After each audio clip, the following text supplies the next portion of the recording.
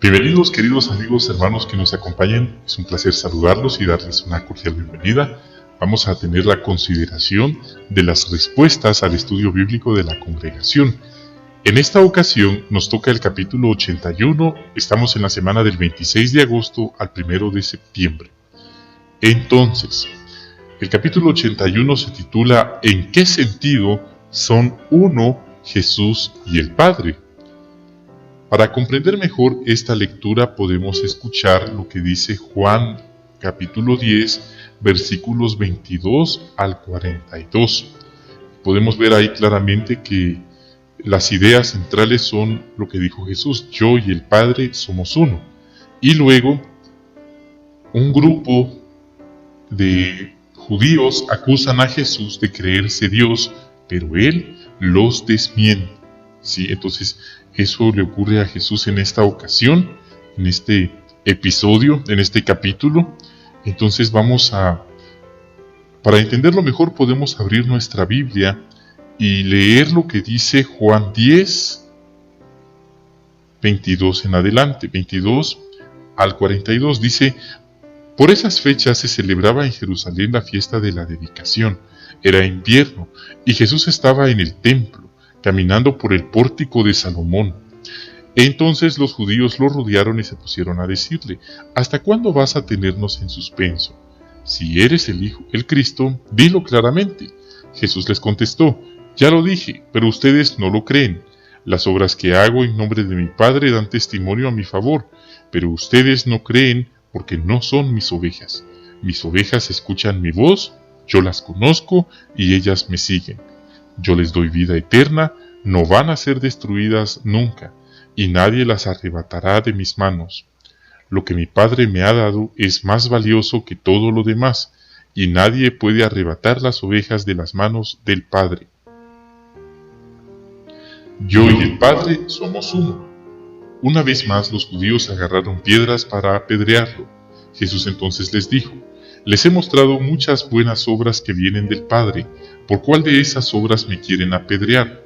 Los judíos le contestaron: no te vamos a apedrear por ninguna buena obra, sino por blasfemar, porque tú, aunque eres un hombre, te haces a ti mismo un Dios. Jesús les contestó: ¿no está escrito en su ley? Yo dije: ¿ustedes son dioses? Si Él llamó dioses a aquellos contra quienes se dirigió la palabra de Dios, y las Escrituras no se pueden anular, a mí, a quien el Padre santificó y envió al mundo, me dicen blasfemas por decir soy hijo de Dios. Si no hago las obras de mi Padre, no me crean, pero si las hago, aunque no me crean a mí, crean por las obras que hago. Así sabrán y nunca dejarán de saber que el Padre está en unión conmigo y yo estoy en unión con el Padre. Y otra vez trataron de atraparlo, pero se les escapó de las manos. Volvió a irse al otro lado del Jordán, al lugar donde Juan bautizaba al principio, y se quedó allí. Muchas personas fueron a verlo y empezaron a decir: Juan no hizo ni un solo milagro, pero todo lo que Juan dijo acerca de este hombre era verdad, y muchos allí pusieron su fe en Jesús. Ese es el relato bíblico en el que se basa esta información. La pregunta primera dice: ¿por qué le dice Jesús a la gente que se fije en las obras que Él hace? Bueno, es una manera bastante interesante en la que Jesucristo ayuda a las personas, o intenta ayudar a las personas a que vean quién es Él. Es decir, de esta forma ellos se darán cuenta de que Jesús es el Mesías prometido y predicho. ¿Sí? Ellos verán las profecías cumplirse en Él. Es muy simple. Otra forma es que Jesús quiere que ellos usen su capacidad de razonar y pensar y lleguen a la conclusión correcta por sí mismos. Entonces es por esas razones que Jesús les dice que vean las obras que Él realiza. Segunda pregunta: ¿en qué sentido son uno Jesús y su Padre? Bueno, esto no es en un sentido literal, pues Jesús estaba en la tierra y el Padre en el cielo. Esto más bien es una forma de expresar la unidad que existe entre ellos dos.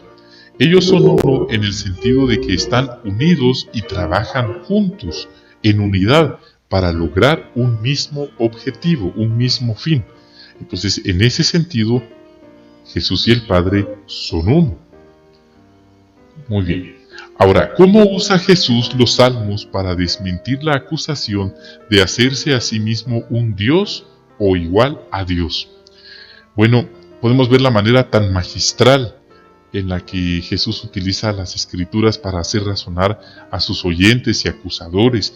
Jesús usa los salmos para razonar a partir de las Escrituras. De manera magistral les hace la pregunta: ¿no está escrito en su ley, específicamente en el Salmo 82:6, yo dije, ustedes son dioses? Entonces, así usó Jesús, usó las preguntas, ¿sí?, partiendo de un terreno común, que en este caso era los salmos. Las Escrituras llaman dioses incluso a jueces humanos injustos, ¿sí? Entonces, ¿por qué condenan estos judíos a Jesús por decir que era hijo de Dios? Bueno, él da un argumento que debería convencerlos. Si no hago las obras de mi Padre, no me crean, pero si las hago, aunque no me crean a mí, crean por las obras que hago.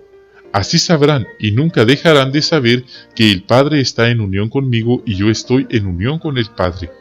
Entonces, de esa manera magistral, Jesucristo usó las Escrituras para intentar razonar a sus oyentes de que Él definitivamente estaba trabajando en colaboración, en unión con el Padre.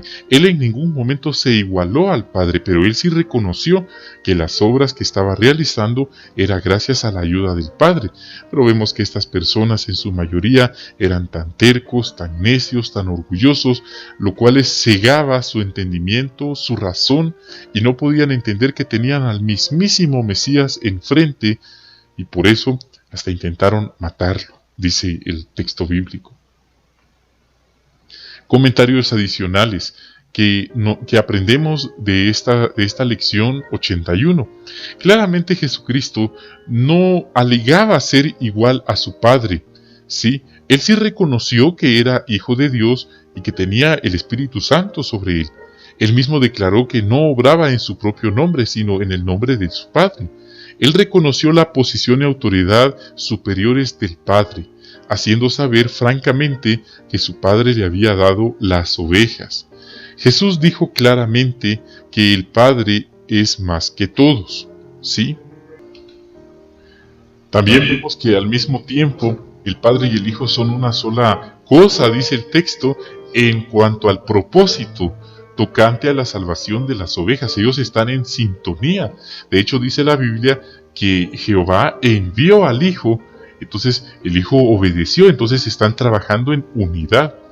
Así es que ellos están interesados en cuanto a las ovejas, no permitiendo que nadie las arrebate de su mano. Otra observación significativa es que qué magnífica unidad existe entre Jehová Dios y su Hijo primogénito. Ellos, queremos recalcar, siempre son uno en cuanto al propósito y la actividad que realizan. Pero como muestran claramente las Escrituras, no son iguales. El Hijo siempre reconoce la posición superior de su Padre, sometiéndose a su Padre como su Dios y deleitándose en hacer la voluntad del Padre, el que lo envió. Dijo Jesús, estaba con él, no lo dejó solo porque yo siempre hago las cosas que le agradan. Entonces está claro que hay una relación en la que existe un Padre y existe un Hijo, pero no son iguales.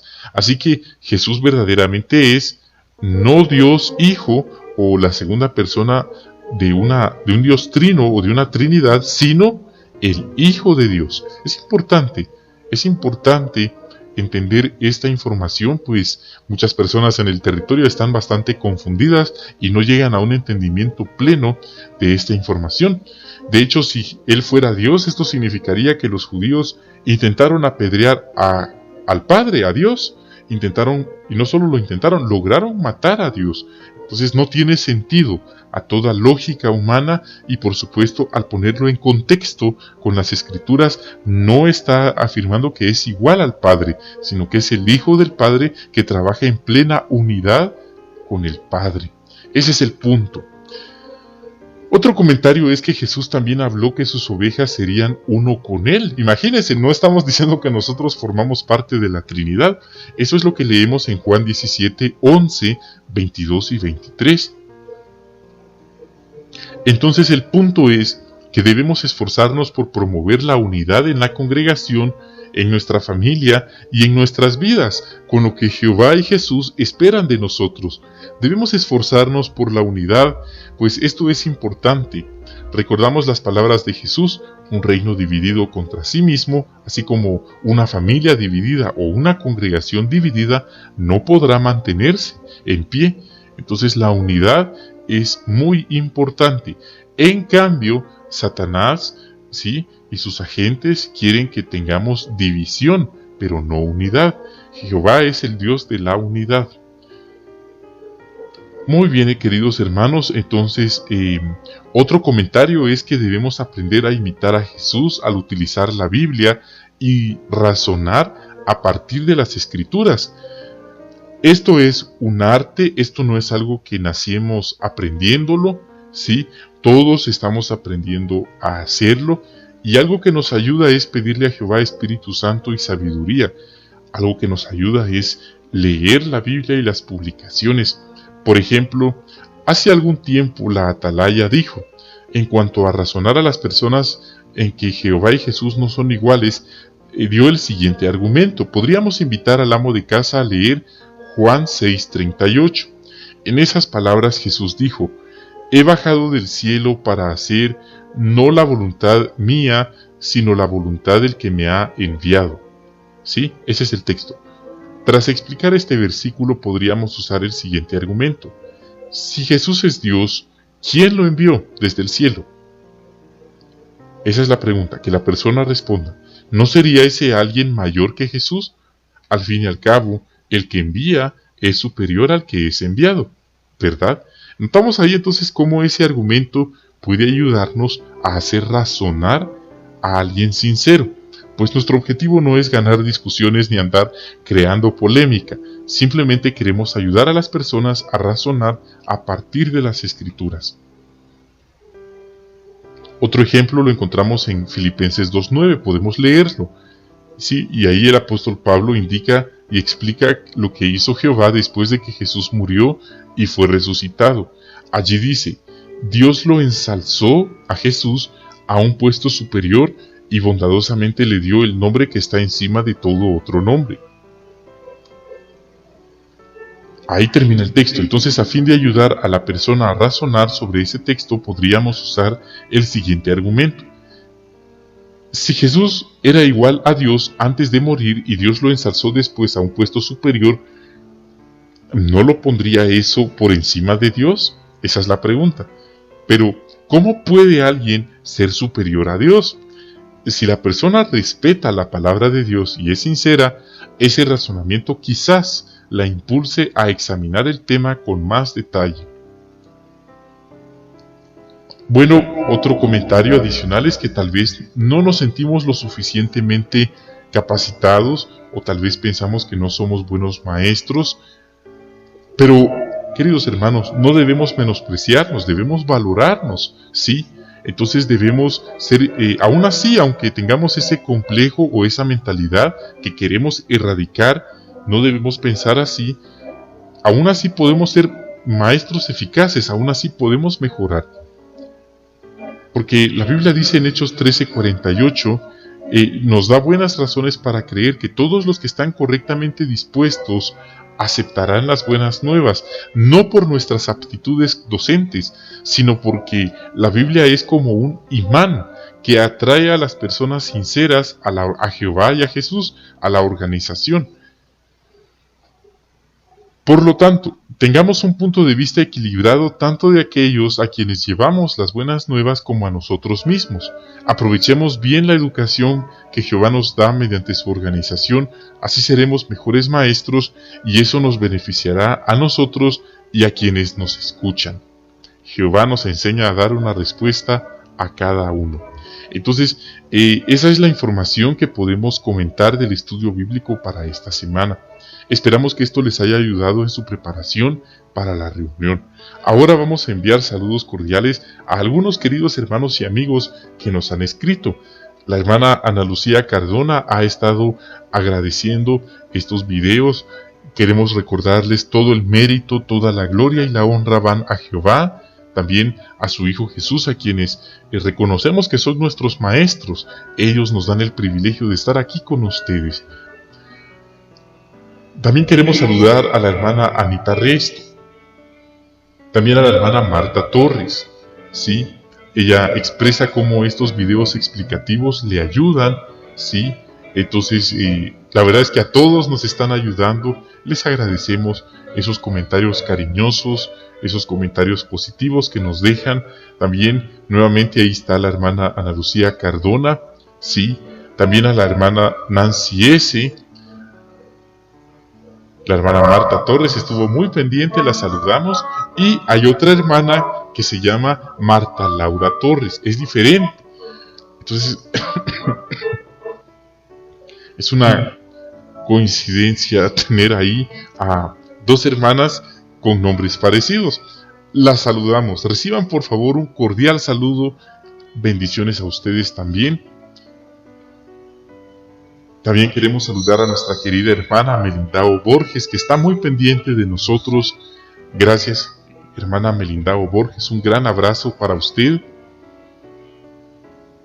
También saludamos a Colon Gonzabay, a Felipa Santos, a la hermana Patricia López Rodríguez, que nos expresa su sincero agradecimiento. También queremos saludar a Williams Daniel Coimbra, a Rina Brenes y a Patricia Méndez, ¿sí? Entonces es así como finalizamos este video. Les damos las gracias a Jehová y a ustedes por acompañarnos. Reciban por favor un cordial saludo. Bendiciones a ustedes. Si consideran que esto les ha beneficiado, les animamos por favor a suscribirse, a compartir este canal, ¿sí? A invitar a otros para que también ellos se beneficien de esta información. Así es que nos estaremos saludando y viendo en un próximo video. Se cuidan y hasta la próxima.